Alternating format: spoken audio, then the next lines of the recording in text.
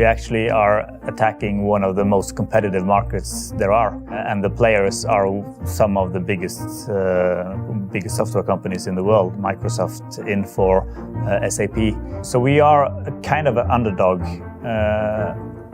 but we really mean that there is possibilities here to do things in a different way that it has been done before. The customer should have more value of their investment.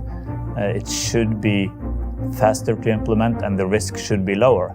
The history in the market is that most big companies are almost scared of changing their ERP system because it really hurts, and it really was not a good experience when they did it in the 90s and early 2000s, because the projects were massive and they were really using a lot of time on testing and kind of enabling the vendors to deliver their software. But now we see that we can offer them more value and that we can do it faster and lower their risk.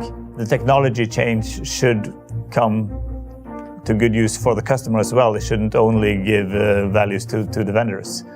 We help customers get a part of that added value that the cloud architecture gives. Rambase is trying to shake up the business and to show that it can be done in a different way than it has been before, and that the value should be shared and that the risk also should be shared in a different way. So we really try to change how the ERP market is working, and we want to attack the established truth on how difficult and how expensive and how risky it should be to implement an ERP system.